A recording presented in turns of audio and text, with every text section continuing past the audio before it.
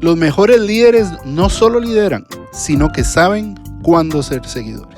Un gran líder sabe primero seguir y luego sabe cómo servir.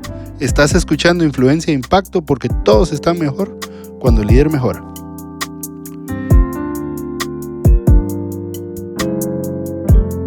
¿Cómo están, amigos? Yo soy Charlie, estoy aquí con Roberto con esta conversación de los beneficios de hacer solamente lo que solo tú puedes hacer. Y hoy vamos a continuar, Roberto, con la discusión de jugar con tus fortalezas y delegar tus debilidades. La semana pasada, Roberto, nos pusiste un objetivo en la pared muy claro. Así es, Charlie, claro y grande, ¿oíste? Que probablemente pueda sonar más fácil decirlo que hacerlo. Correcto. Esto de enfocarnos en solo lo que nosotros podemos hacer. ¿Sabes? Se trata de no dedicar tiempo o demasiado tiempo a ser bueno en algo que tal vez nunca voy a llegar a ser realmente bueno, ¿no? Correcto, pero al final, Roberto, yo escucho eso y yo digo, ¿pero por qué? O sea, ¿cuál es el problema de no aplicar este principio? O sea, ¿a qué nos vemos expuestos? Mírame, de eso vamos a hablar hoy, ¿verdad? Y vamos a hablar de 3 desventajas, acerca de esto. Y lo primero es lo siguiente, Charlie. Y lo primero y lo más obvio, ¿verdad? Es el tema de mi efectividad como líder. O sea, mi efectividad como líder se ve realmente afectada cuando yo no me enfoco en lo que tengo que enfocarme y me refiero en mi fortaleza. Correcto. En lo que yo solamente debo hacer porque yo soy bueno. Cuando yo me enfoco en las cosas en las que no soy bueno, si yo hago las cosas que yo no soy bueno, pues no van a salir bien. O sea, punto. Esto no es, tú sabes... no es física cuántica. No es física cuántica, no lo es. Si tú no eres bueno en algo, por más que le eches ganas, va a salir regular. Entonces, ¿qué es lo que va a pasar? Que mi efectividad como líder se ve comprometida. Y al ser yo un líder de la organización o el líder principal de la organización, si mi efectividad se ve comprometida, la efectividad de la organización se ve comprometida, ¿sabes?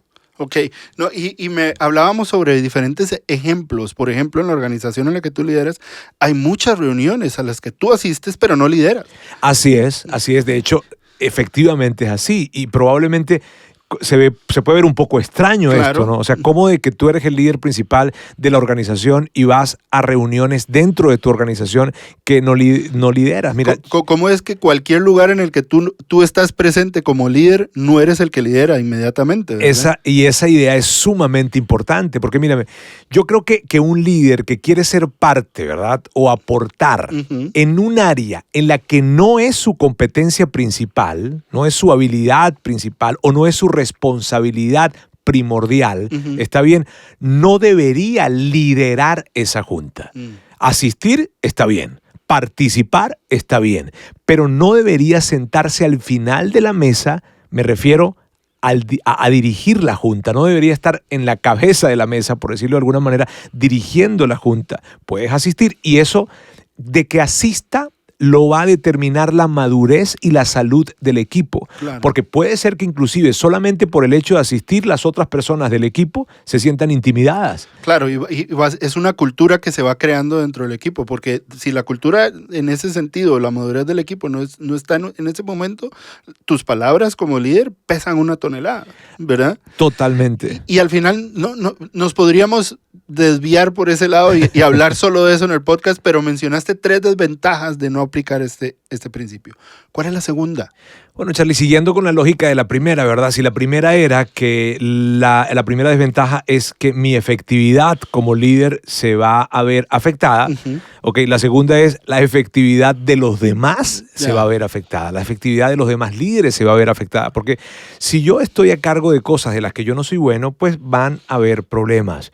Voy a crear problemas o voy a crear obstáculos innecesarios. Claro. Normalmente hay obstáculos, pero estos son innecesarios. Cuando me meto en cosas que yo no soy bueno, yo voy a interferir en el trabajo de los demás. Entonces, estoy frustrado porque las cosas no salen bien, porque al final del día eso es lo que pasa, ¿verdad? Claro. Estoy frustrado porque las cosas no salen bien y los demás también están frustrados porque yo les estoy estorbando en su trabajo. Básicamente, y al final es un círculo vicioso y pésimo para el ambiente en general. Totalmente, Charlie. Ahora, ¿qué provoca esto? Tienes todos a tu alrededor tratando de adivinar lo que el jefe quiere, ¿sabes? Como caminando en un campo minado y están todos observando a ver cuando el jefe se ríe, entonces todos entonces se ríen también. ¿Y cómo hacemos para que el jefe esté contento? Y en lugar de estar tratando de tomar la mejor decisión, o sea, están buscando, tratando de ver qué es lo que mantiene contento al jefe, en lugar de enfocar todo ese tiempo, ¿verdad?, a tomar la mejor decisión para la organización. Y por consecuencia, ¿qué es lo que pasa? Nadie brilla y nadie está feliz. Correcto. Y en lugar de tener líderes liderando, tienes adivinos tratando de adivinar lo que el jefe quiere. Totalmente. Ok. ¿Y la tercera consecuencia de no aplicar este principio, Roberto? La tercera, Charlie, está muy relacionada con las otras dos y de hecho es una consecuencia de esas dos, ¿verdad? Cuando un líder no juega en su posición ideal, es muy difícil para él o para ella, ¿verdad?, conseguir, pero no tan solo conseguir y mantener buenos líderes a su alrededor. Esa es la tercera desventaja. Okay. Y fíjate, te lo voy a mencionar con una ilustración que John Maxwell hace en uno de sus libros, bueno, en varios de sus libros. Él habla que si en una escala del 1 al 10 tú eres un líder 8, pues probablemente tú vas a atraer líderes 6 o 7 a tu alrededor. ¿Está bien? Y por ahí estamos bien. Okay. Ahora, ¿cómo logro yo ser un líder 8? O sea, un líder 8 o una persona es un líder 8 cuando está parado en sus fortalezas. Si estás parado en tus fortalezas, entonces estás siendo un líder 8. No es siempre. No es siempre, definitivamente. Entonces, eres un líder 8 porque estás parado en tus fortalezas, pero si no lo eres. Si en lugar de estar parado en tus fortalezas, estás tratando de desarrollar tus debilidades, ¿sabes? O si en vez de estar enfocado en eso que tú eres bueno, en eso que tú naturalmente eres bueno y que todas las personas que están a tu alrededor lo identifican, estás más bien tratando de minimizar tus debilidades, entonces no vas a ser un líder 8, vas a ser un líder 6. Eso es lo que va a pasar. Y entonces, en consecuencia, no vas a atraer líderes 6 o 7, vas a atraer líderes 4, 5, si acaso. ¿Y qué representa esto? Que va a impactar a toda la organización. Claro. ¿Sabes? Y yo entiendo que estoy probablemente estereotipando esto con los números, ¿está bien? Pero yo creo que pues la idea se puede entender. Sí. Mira, un gran líder es un gran líder en su posición ideal, no en cualquier posición. O sea, y esto es importante. Yo creo que tenemos que tener la humildad para poder entender esto también. ¿Ok? Una persona es un gran líder cuando una persona está en su posición ideal. Claro. De resto, no va a poder serlo. Está bien, hay una expresión de una persona mexicana que él dice, un genio muchas veces es un tonto fuera de contexto. Me refiero, tú ves a Albert Einstein en una cancha de básquet, tratando de jugar, pues se va a ver como un tonto, ¿cierto? Se va a ver como un tonto. Lo ves en un laboratorio, no se ve como un tonto. Entonces, él solamente brilla como líder cuando está en ese lugar y en esa posición ideal. Ahora, si esto que estamos hablando es cierto, que yo definitivamente estoy convencido que lo es, ¿verdad? Tú vas a atraer líderes de acuerdo a tus capacidades. Pues entonces, lidera desde tus habilidades, lidera desde tus fortalezas, porque si no, no vas a atraer los mejores líderes que puedas. Y aquí, Charlie, una pregunta que muchas personas se hacen, ¿no? Líderes de organizaciones dicen, oye, ¿cómo hago para atraer grandes líderes? ¿Cómo hago para atraer buenos líderes? El mejor consejo, o no quiero decir el mejor consejo, pero sí un gran consejo es, enfócate en tus fortalezas.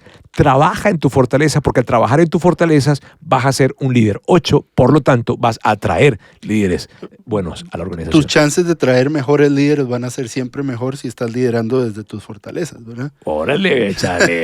Entonces, resumiendo, Roberto, las desventajas de no aplicar este principio de menos es más.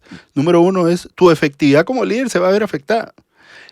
Por lo tanto, la efectividad de los líderes y tu organización va a sufrir Así también. es. Y número 3, y al final, la posibilidad o la habilidad de alcanzar y mantener grandes líderes se va a ver afectada completamente. Totalmente. Ok, ya hablamos de las desventajas. Hablemos de ventajas. Mejor. ¿Puedes mencionarme 2 ventajas de seguir este principio? Claro que sí, Charlie. Fíjate, la primera sería esta, ¿verdad? Va a ser más sencillo encontrar, establecer y mantener un ritmo de trabajo adecuado para ti. Esa es una gran ventaja cuando tú te enfocas en lo que tú eres bueno. Y fíjate, esa definitivamente es la clave, porque fíjate, el estrés está más relacionado con lo que haces y no tanto con cuánto es lo que haces, ¿sabes? Y esto a mí me parece algo muy, iluminador, ¿verdad? Sobre todo cuando estamos hablando de tanto últimamente de la palabra burnout, ¿verdad? A mí me encanta lo que propone Patrick Lencioni, ¿verdad? Cuando él habla acerca de enfocarte en esas genialidades que tú naturalmente traes. De hecho, él es hasta, yo diría, muy atrevido al decir que el burnout no existe. Es muy atrevido. Es todo un tema. No nos metamos en ese asunto, ¿verdad? Pero la propuesta no deja de ser interesante. Esto de que lo que te está matando no es la cantidad de cosas que estás haciendo, sino el tipo de cosas que estás haciendo. Claro. Y si estás haciendo cosas que no están conectadas con tus fortalezas, eso te está matando. Claro. Sabes, mírame, yo no podría, y lo hablábamos en el episodio anterior, yo no podría dedicarme a estar revisando números constantemente. O sea, sé que soy el responsable y sé que me tienen que interesar y sé que son importantes para todo líder. Todo líder necesita entender que son importantes. Y hay un momento en el que tienes que sentarte en una reunión, revisarlo y hacerlo. Por supuesto, así es. Pero vivir haciéndolo todos los días, todas las semanas, tener que estar metido horas probablemente revisando algo, no, me voy a morir. O sea, va a ser algo demasiado desenergizante o debilitante, ¿verdad? Me va a succionar a mí toda mi energía. Y creo que estoy transmitiéndote bastante, todo lo que quiero decirte. Entonces, justamente, esa es una gran ventaja, una gran primer ventaja. Esto de que tú vas a poder encontrar, vas a poder establecer y vas a poder mantener un ritmo adecuado de trabajo para ti. Y te lo aseguro que va a ser un buen ritmo. ¿Sabes? Va a ser un muy buen ritmo. Y la segunda ventaja es que así como tú vas a poder lograr tener una organización que va a reflejar tus fortalezas y no tus debilidades. ¿Y cómo se nota esto, Charlie? Mírame, a mí me encanta escuchar gente que muchas veces se acerca y me agradece por algo que hicimos, y digo hicimos entre comillas, ¿está bien? Y yo ni siquiera tengo idea de lo que hicimos, ¿verdad? O sea, nos ha pasado y me ha pasado tantas veces. De hecho, cuando voy a alguno de nuestros campus que están en diferentes ciudades, incluso en un país diferente, hace poco, la semana pasada, justamente leía una nota de agradecimiento que me entregaban y yo no sabía de qué era esto. Pero eso es cuando tu organización no refleja tus debilidades, sino refleja tus fortalezas como una ventaja de enfocarte en eso que tú eres bueno, en tus fortalezas. Claro, y aquí me voy a desviar rápidamente con algo, pero tengo una duda, o sea, con esto que tú estás diciendo. A veces cuando estamos tratando de aplicar este principio, porque como dijimos, esto es un proceso de toda la vida, no es algo inmediato, puede ser que accidentalmente, al quitarnos cosas, por crear ese ritmo sostenible, por empezar a poner otros nombres en las cajitas, le terminamos creando un ritmo insostenible a otros, a los que les delegamos esas otras cosas. ¿Qué con eso? Fíjate, Charlie, tienes un gran punto en esto, porque es importante entender que cuando tú te estás de alguna manera despojando, ¿verdad?, de esas cosas que no vas a hacer porque no son tu fortaleza, ¿verdad? En una metodología de gestión se le dice delega y eleva, ¿verdad? O sea, delega esas cosas que definitivamente no eres bueno ni disfrutas hacerlas, ¿verdad? Te vas a elevar, ¿ok? Pero esa tarea que tú marcaste para no hacerla, esa actividad que marcaste para no hacer, cuando la entregas, tienes que fijarte bien en qué persona la estás entregando. Claro. Porque esa persona a quien la estás entregando tiene que tener las fortalezas para hacerla. O sea, tú no vas a ser un tirano en el que tú vas a agarrar eso que a ti no te gusta, porque no lo disfrutas, porque no te energiza, y se lo vas a lanzar a alguien que tampoco no le gusta. Claro. O sea, lo que estás haciendo simplemente es mudando la inefectividad a otro puesto. Y no se trata de eso. Exactamente. O sea, eso que aplica para ti, aplica para todas las personas en la organización. Si yo estoy dejando de hacer algo que no es mi fortaleza, entonces voy a buscar a una persona que tenga la fortaleza para hacer ese algo y no entregárselo a alguien que también lo ve como un algo, como una carga pesada, como algo que no le gusta, como algo que le quita la energía. Está bien, aplica para todos en la organización esto. Entonces, eso es importante verlo de esa manera. De hecho, creas una gran cultura de trabajo de esa manera, porque todos entonces están parados en sus fortalezas y todos van a disfrutar esa cantidad de horas que están trabajando en la empresa. ¿Por qué? Porque están haciendo lo que les gusta hacer, lo que les energiza, lo que les divierte hacer. Ok, y obvio, esto puede suceder, no es adrede si sucede, pero ¿cuál es la solución entonces? Charlie, mira, no sé si es la solución, ¿verdad? Pero una solución son buenos ciclos de evaluación. Okay. Crear una cultura en donde todos puedan hablar de estas cosas sin ningún tipo de problema. O sea, que las hablen abiertamente. Fíjate, hay organizaciones en las que hablar de ritmos insostenibles de trabajo es visto como una queja, ¿sabes? O sea, sí, como una debilidad o como una falta de compromiso. Cuando alguien de repente levanta la mano y dice, es que es demasiado tiempo, son demasiadas horas. En fin, no, aquí no se puede hablar de eso, porque cuando alguien habla de eso, es que alguien que no tiene una responsabilidad. No tiene la camiseta puesta. Esa es una expresión increíble y jamás esto es así.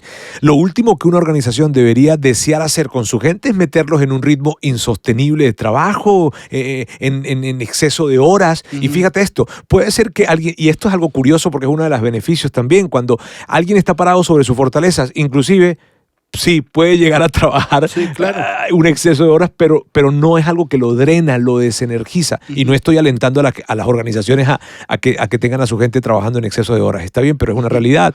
Mira, la organización debe tomar responsabilidad de esto, porque si tú sigues este principio, eso provoca que tú contrates a grandes líderes, que trabajan en su fortaleza, porque recuerda, eres un gran líder cuando trabajas en tu fortaleza. Entonces, esos grandes líderes tienen una alta ética de trabajo y van a comprometerse, pero no van a soportar un ritmo insostenible de trabajo por una mala delegación. No. ¿Está bien? Entonces, si tú quieres los mejores líderes a tu alrededor, tú debes serlo primero. Y recuerda, eres un líder 8 cuando estás parado en tus fortalezas. Buenísimo, Roberto.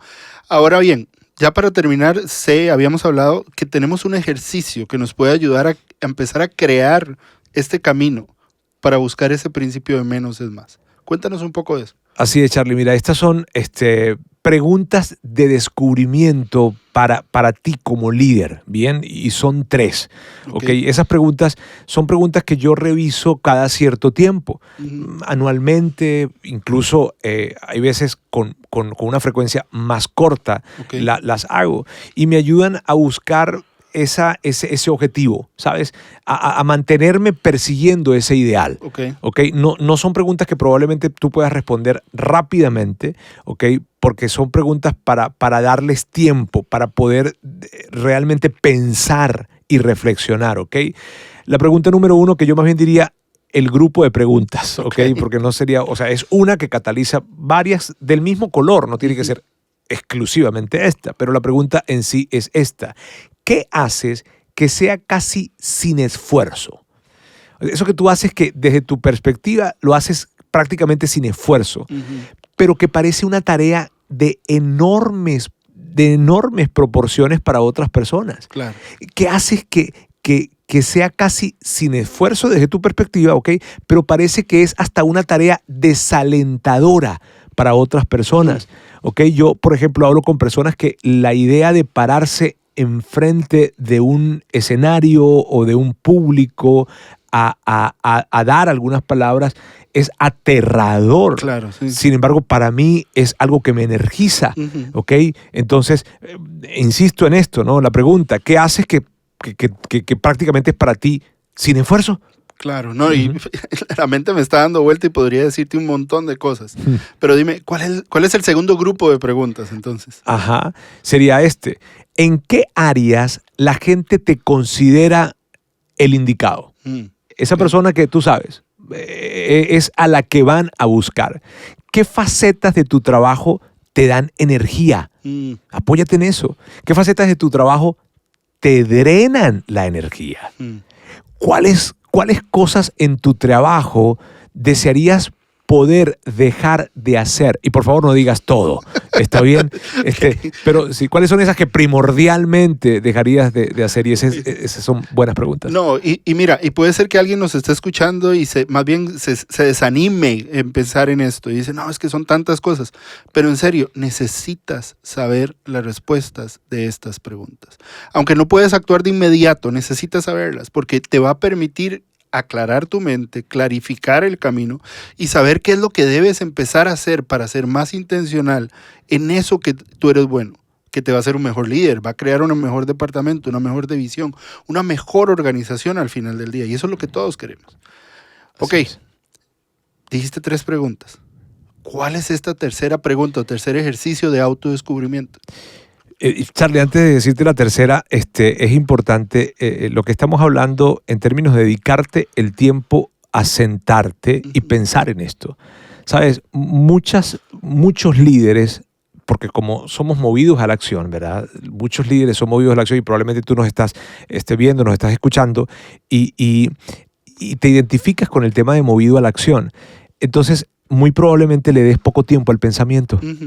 ¿Ok? Pero el detenerte a pensar, el detenerse a pensar es una tarea primordial para un líder. Claro. Todo líder debe dedicar tiempo para pensar y estas preguntas nos ayudan en ese tiempo. O sea, ¿qué hago en ese tiempo? Hazte estas preguntas, ¿está bien? Y hablamos entonces de esa tercera pregunta o de ese tercer grupo de preguntas, que sería, trata de dibujar, ¿ok? ¿Cómo sería ese trabajo ideal para ti? ¿Ok? Escribe esa descripción de puesto del trabajo ideal para ti, de ensueño. Si tú tienes que configurar, diseñar tu puesto de trabajo, ¿qué escribirías hacer? ¿Ok? ¿Cómo sería ese puesto? Y esa es la pregunta. ¿Cómo sería ese puesto? Y se trata simplemente, Charlie, de soñar despierto. Es como la lista para Santa Claus. Okay. ¿Está bien? Es tu lista para Santa Claus de ese trabajo. ¿Ok? Y tú empiezas a escribir allí y empiezas a emocionarte y te empieza a energizar lo que estás escribiendo. ¿Por qué? Porque vas a describir o vas a escribir, ¿verdad?, lo que te gusta, lo que tú naturalmente tienes fortaleza para eso, lo que te energiza. Y en función a eso, la idea es mantente persiguiendo ese job description que hiciste. Y por favor, que no sea muy largo. ¿Está bien? Sí, yo acostumbro a colocar las 5 responsabilidades principales. Okay, enfócate en eso y colócalo como algo a perseguir. Recuerda que esto no va a suceder de la noche a la mañana, ¿verdad? Esto es algo que empieza, ¿verdad?, se empieza a recorrer un camino y me gusta expresarlo de esta manera. No es una decisión, es una jornada. No se trata de una decisión que tienes que tomar, sino más bien de un proceso, de una jornada que tienes que recorrer. Wow, Roberto, me encantan esas preguntas, me encanta el ejercicio. Y nada más quiero terminar el día de hoy con una frase de Howard Hendricks. Esta frase la dijo al final de su carrera como profesor universitario, a sus más de 85 años. Y él empezó diciendo, si hay algo que me ha mantenido encaminado todos estos años, a los 85 años, ¿verdad? Es este principio de enfoque central. El secreto de la concentración es la eliminación. Wow. El secreto de la concentración es la eliminación. Solo haz lo que solo tú puedes hacer. Porque cuando menos haces, más logras. Así es. Increíble esa frase, Roberto. Increíble. Ahí lo tienen, amigos. Menos es más. Yo soy Charlie. Hasta la próxima.